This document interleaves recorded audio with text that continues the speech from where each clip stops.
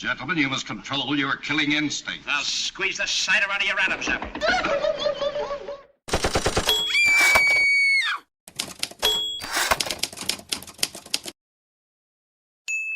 HBR Talk with Hannah Wallen. The last 4 years have been pretty good for the men's rights movement in the United States.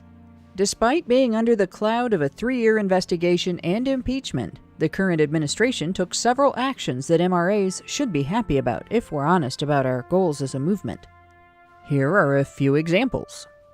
ISIS is effectively gone and therefore can no longer be used as an excuse to send men to war in the Middle East. That doesn't end all wars there, but it is a huge step that previous administrations on both sides of the political fence failed to achieve, even with the elimination of the organization's head. That war is effectively ended with no new war starting during this administration. Meanwhile, issues that have plagued the Veterans Administration regarding the care available to wounded and disabled veterans for decades have finally been addressed. These policies affect both sexes, but primarily benefit men, who make up the overwhelming majority of military personnel, and even now, the overwhelming majority of combat forces and veterans. If you pay taxes, you most likely got a tax cut. In addition, before the COVID shutdowns, unemployment rates had dropped for every demographic, and to record lows for most, including the demographics that historically comprise the bulk of the welfare-dependent population. In the U.S., men pay most of the taxes, and women collect most of the benefits, including various types of public assistance. If female unemployment goes down, so does female eligibility for and reliance on public assistance, thereby reducing the use of the tax and welfare systems as a middleman to transfer men's earnings to the female population. Remember the Obama-era Dear Colleague letter that resulted in egregious discrimination against hundreds of male students in post-secondary educational institutions across the United States? The education secretary who took the first steps to restore due process for those students was appointed by President Trump. Secretary DeVos has also indicated an interest in policies that would give families more control over their children's primary education. Such policies would help boys who are disadvantaged in the public education system by allowing their families access to other options instead of keeping them at the mercy of the feminist-dominated public schools. During the current administration's tenure, the U.S. has been witness to fantastic civic lessons that are specifically important to men. The confirmation hearings of Supreme Court Justice Brett Kavanaugh, viciously attacked by false allegations of sexual assault, and Supreme Court Justice Amy Coney Barrett, viciously attacked by false allegations of religious and racial bigotry, gave the entire country a front-row seat to a show that brought home the vital importance of the civil right of due process. As a result, more U.S. citizens have been talking about the importance of due process issues during the last 4 years than at any point I can remember prior to the Trump administration. We got worried over one goal in 2017 when the president disbanded the White House Council on Women and Girls, started by former President Obama in 2009, calling it redundant. But then he signed the Commission on the Social Status of Black Men and Boys into existence in July of 2020. He appointed as a commission member Larry Elder, an advocate for two-parent homes who has noted the importance of fathers and advised examination as to whether our society is incentivizing women to marry the government. While he is a traditionalist conservative, he is likely to have an open mind to discussion of ways in which mixing unilateral maternal rights with unilateral paternal responsibility incentivizes the breakup of families and a cycle of poverty and welfare dependence. That open door is a first in at least the last century of federal social policy. Now, our nation is in crisis, not because of policies like these, but because our current election and the integrity of our election system are under attack in response to them. Following an election tainted by an onslaught of irregularities in voting and vote handling, manipulation of public opinion by establishment media, entertainment media, and social media, and violence and threats of violence by domestic terrorist groups, the electorate is being told to accept an early end to the process as dictated by that manipulative media and bow to the next administration. They reported a Joe Biden victory before the vote count was even finished, in the midst of controversy over procedures being followed and their potential impact on the validity of counts being released. As I write this, multiple issues have been raised regarding potential errors, fraud, and lack of transparency in battleground states. The Trump campaign has taken several issues to the courts and declared their intention regarding others, which means that the result of the election has not yet been confirmed. It is in question, in limbo, and any media outlet who has declared either candidate a victor is wrong. We do not actually know who is president. The media does not determine that. It's determined by constitutionally mandated processes, including, as needed, use of the courts. Those processes aren't over. Until they are, it is neither true nor false that Biden is the next president. It is neither true nor false that Trump won a second term. It is simply unknown and cannot be known until the legal conflicts are settled.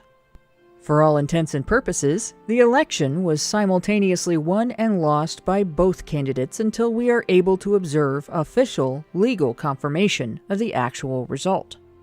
Any other claim is baseless speculation, so there is no point in debating the status of Schrödinger's president. So, where does that leave us, a movement of political advocates, in relation to U.S. politics? We have some things to consider.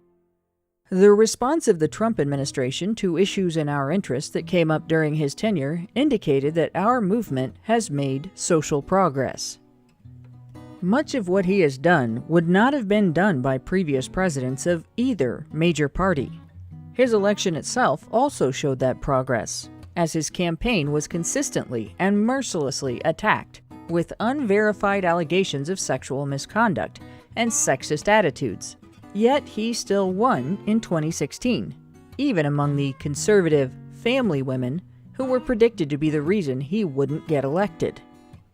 If the media is as wrong this year as they were then, and the current challenges to the tally they're promoting result in a dramatic enough change that Trump wins, the current crisis is our mandate to step our efforts up.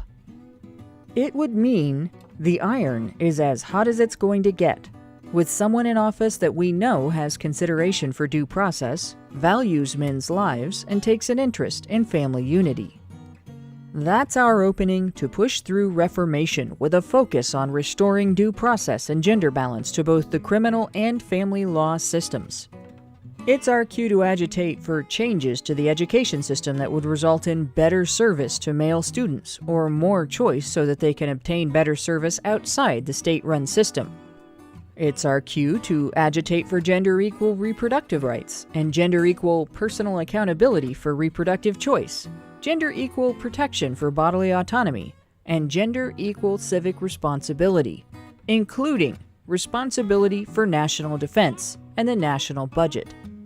If Trump is still president, his track record says this is the best chance we've ever had to achieve any of these things. And the rhetoric and current behavior of his opponents indicate that if we have that chance and waste it, they will make sure we don't get another one for a long time. The question is, what would a Biden presidency mean? Are we defeated?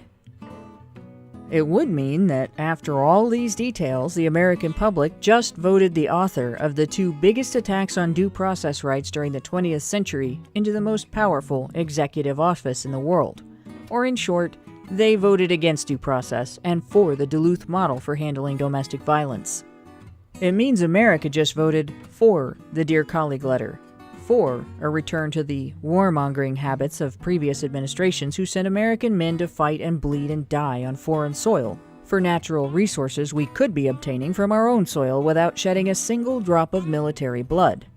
For the use of the tax system to transfer hard-earned wages from the U.S. male population to the U.S. female population, and for a feminist-run public system monopoly on the education of our nation's boys who are currently egregiously underserved by that system.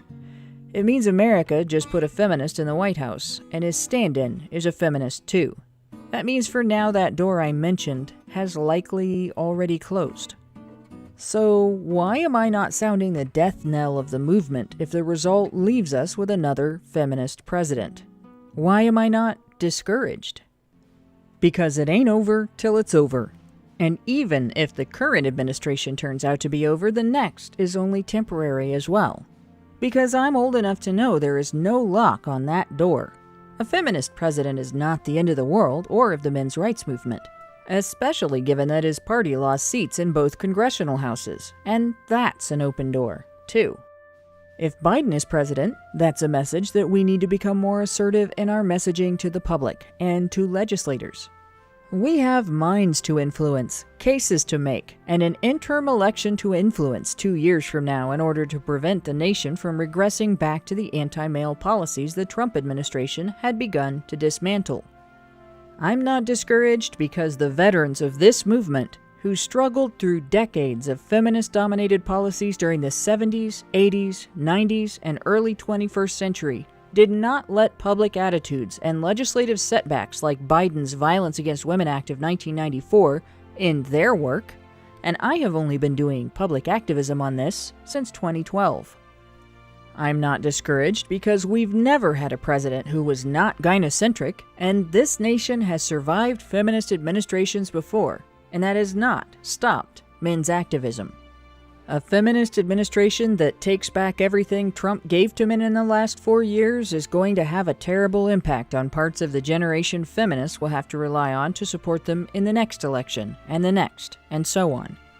If we can't stop that from happening to them, the next best thing is to make sure they know who and what did that to them, and welcome many of them as new activists. Most of all, I'm not discouraged because I know that we, the entire movement, are right. Human rights are human rights, regardless of demographic. Defending them, promoting legal respect and consideration for them, is never wrong. That knowledge, combined with the massive, violent, and unethical, if not illegal efforts that have been made to claw back what progress the Trump administration gave us, has lit a fire under my ass, and I am far from discouraged. I am a men's human rights activist.